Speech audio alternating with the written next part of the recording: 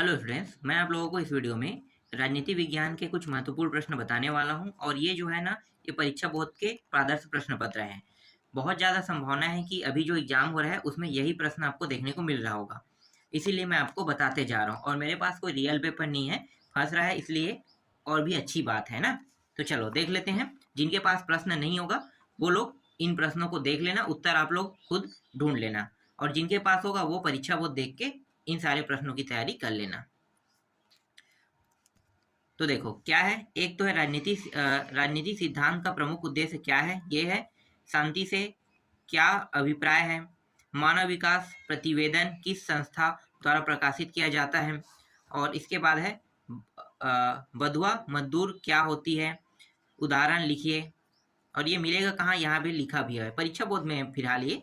इसके बाद देखो यहाँ पे कुछ और प्रश्न है, जैसे पांचवा पांचवा 1 से लेके 5 तक जो है वो एक एक नंबर का आता है ना।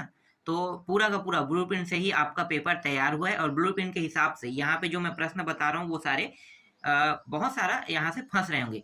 मेरे पास दो और प्रश्न पत्र मतलब दो और प्रश्न पत्र है जहाँ से प्रश्न आपके एग्जाम में आने थे, लेकिन इतना समय नहीं है इसलिए मैं वहां से आपको नहीं दे रहा हूँ, बस यहीं से बता रहा हूँ। उनको ऐड करने में पहले प्रिंट करना पड़ेगा, प्रिंट करने के बाद लाना पड़ेगा, डायरेक्ट ऐड नहीं होता है, इसलिए थोड़ा दिक्कत है ना।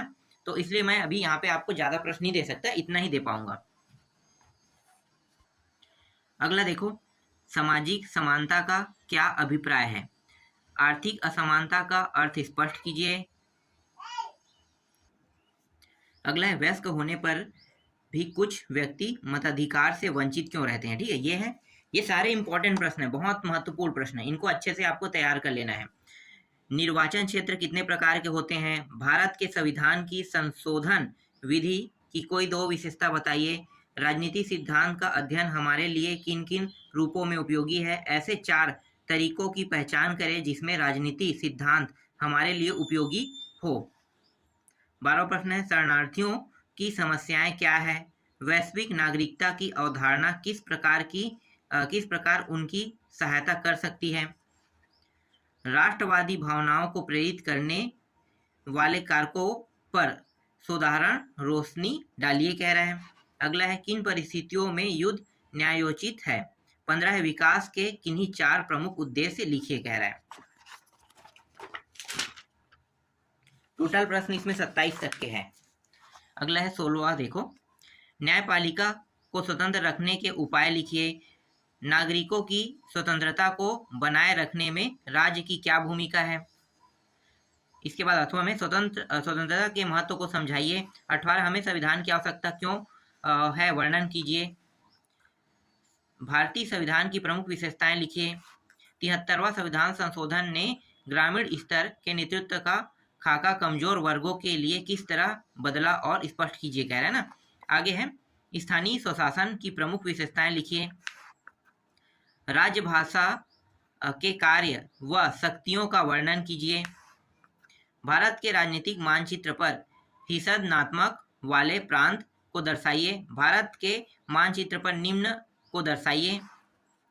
और यहाँ पे भारत के मानचित्र पर केंद्र शासित प्रदेशों को दर्शाइए तथा 2000 में बने नवीन राज्यों को दर्शाइए कह रहा है। और ये 22वां प्रश्न है, न्याय के सिद्धांत कौन कौन से हैं, प्रत्येक को उदाहरण के साथ समझाइए।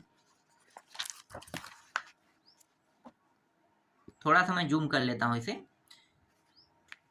वीडियो की क्वालिटी बढ़ाओगे ना उसके बाद ये साफ दिखाई देने लगेगा। आगे देखो, सामाजिक न्याय की विशेषताएं लिखिए। अधिकार व कर्तव्य के संबंध को स्पष्ट कीजिए। फिर अगला है, मानवाधिकारों के विश्वव्यापी घोषणा की विशेषताएं लिखिए। भारतीय धर्मनिरपेक्षता का आलोचनात्मक परीक्षण कीजिए। आधुनिक समय में धर्मनिरपेक्ष राज्य की आवश्यकताएं क्यों हैं। भारतीय संविधान में वर्णित मौलिक अधिकारों का वर्णन कीजिए। नीति निर्देशक तत्व क्या है, नीति निर्देशक तत्वों की सूची में मुख्य बातें क्या है। संसदीय व अध्यक्षीय कार्यपालिका में अंतर लिखिए। प्रधानमंत्री के कार्य व अधिकार लिखिए।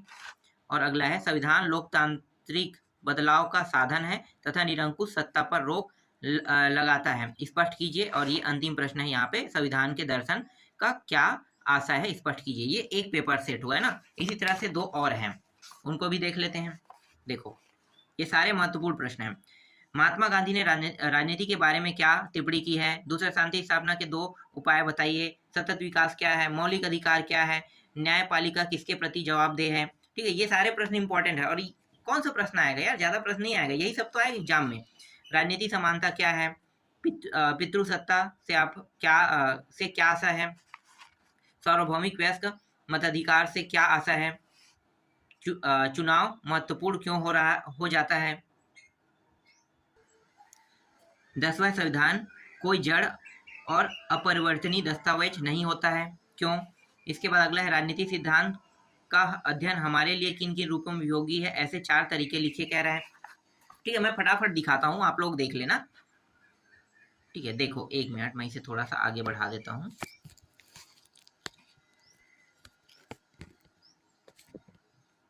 देखो यहाँ पे फटाफट दिखाता हूँ। 12वां प्रश्न देखिए, 13वां प्रश्न, 14वां प्रश्न देख लो, पढ़ लेना। ठीक है, एक बार ये प्रश्न, फिर आगे देखो 17 से लेके आपको मैं दिखा रहा हूँ 18 तक के। ठीक है, 17 ये उसका अथवा है, ये 18वां प्रश्न है, और ये वाला जो है ये इसका अथवा है 18वां का।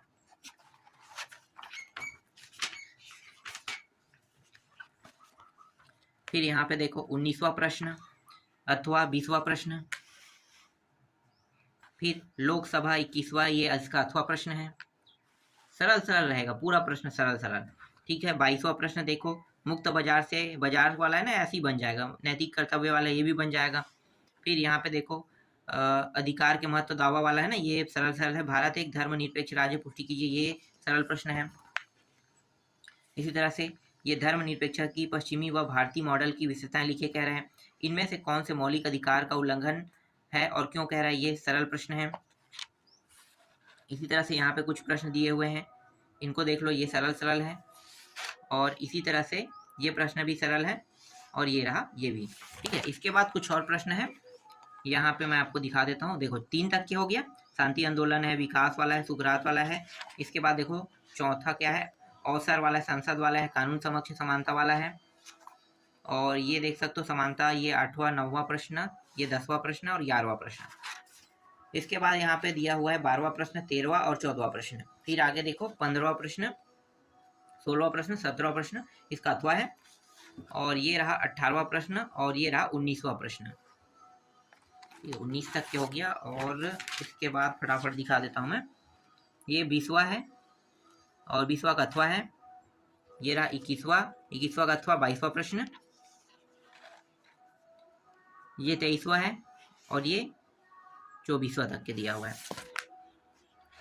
ये कुछ प्रश्न दिए हुए हैं। ठीक है, आगे देखते हैं। इसके बाद यहाँ पे 25वां देखो, 26वां, और ये केंद्रीय मंत्रिमंडल वाला ना, यहाँ से देख लेते हैं 27वां तक के है, और ये लास्ट में ये वाला है। तो इतने सारे प्रश्न महत्वपूर्ण है, इन सारे प्रश्नों को आपको अच्छे से तैयार कर लेना है।